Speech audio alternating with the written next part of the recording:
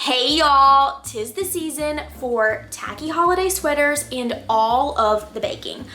Little Debbie announced earlier this year that they are going to be delayed in releasing their famous Christmas tree Little Debbie cakes, and we might not be able to even get our hands on them once they are finally released. So I am going to see if I can recreate the famous Little Debbie Christmas tree cakes in my kitchen. It might be a daunting task. I have recreated moon pies from scratch before, and the homemade version is way better than the store-bought version. So I'm hoping that I can create a recipe that is very much similar to the Little Debbie Christmas cakes, but maybe even better. So let's give this a whirl. First off, let's talk about Little Debbie cakes. I don't have any with me to compare to, so I'm just going based off of memory on how these cakes look and taste. So I think what I'm gonna do is make a sponge cake. You bake those in like a regular sheet tray, so they're thin, and there'll be like a big surface that I can use a cookie cutter to make Christmas tree shapes, and then fill them with like a homemade buttercream. Let's go. I'm gonna look up a recipe on southernliving.com for a sponge cake, and I think we might have some like already existing Christmas roulade cakes that I think are gonna be pretty similar to this Christmas tree cake. So let's look up that recipe. Okay, here I am on southernliving.com, and I found this Christmas confetti roulade cake. It looks like this, which looks so yummy. And it's just like a roll. That's exactly what I'm looking for.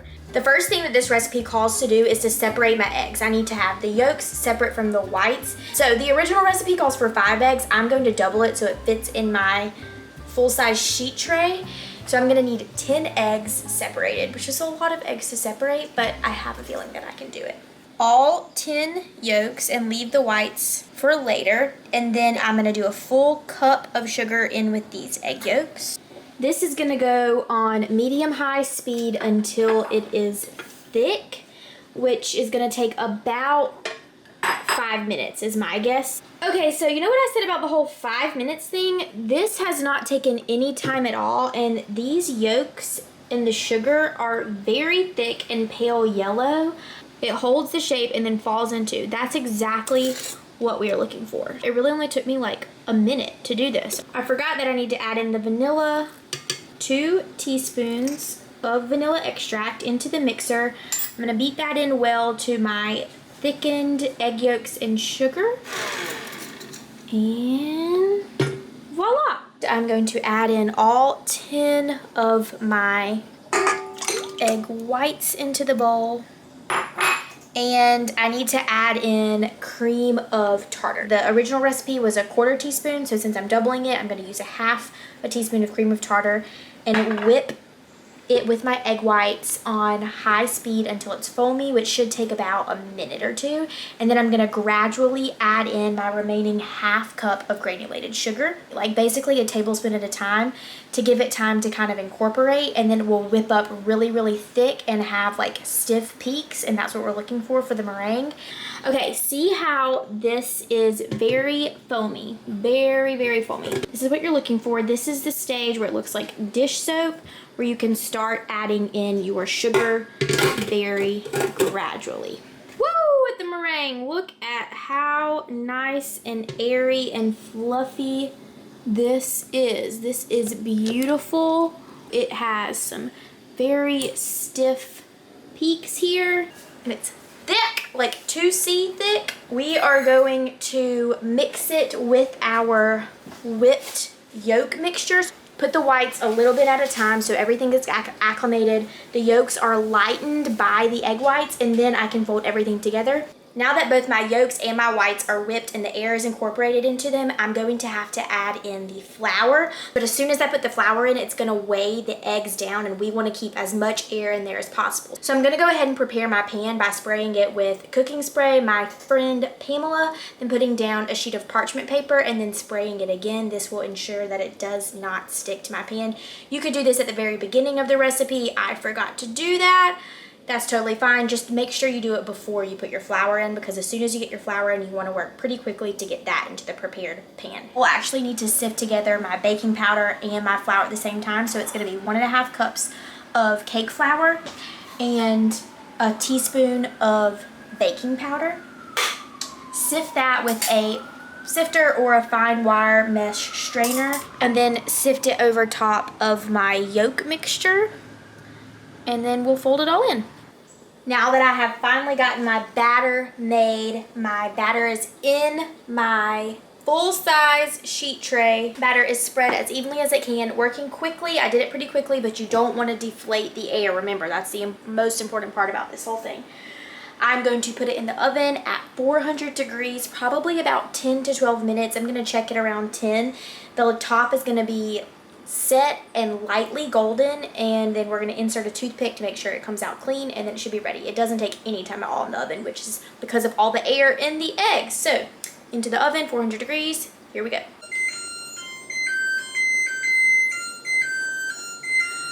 My timer's going off. Let's look in the oven. Ooh-wee, look at that. That is perfect. Golden brown on the top. Now that my cake is out of the oven, I'm going to run an offset spatula around the rim of the pan to loosen it, and then invert it onto my wire rack so it can cool completely. It's probably going to take about an hour to cool all the way, but that's okay because in the meantime, I am going to make my Swiss meringue buttercream. So instead of going through an entire video / demo of how to make Swiss meringue buttercream, as much as I would love to do that for y'all, there is already a video that exists from the 2019 Big White Cake, which you should definitely go watch. We will link it in the description and the recipe for the Swiss meringue buttercream. Look at this, beautiful. Okay, I am in the home stretch. Now all I have to do is basically assemble and decorate. So I have this Christmas tree cookie cutter.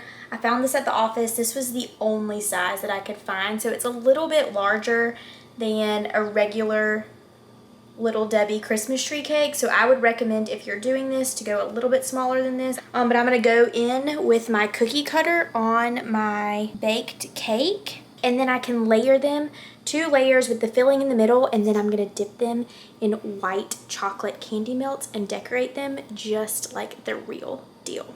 Now that my trees are assembled here on my table, I've set them aside, and I'm going to melt some white chocolate vanilla flavored candy melts in the microwave, 50% power, stirring it pretty often until it is melted, and then I can dip my trees in there. While this is melting, I also put in some coconut oil, just about like a tablespoon to 2 tablespoons.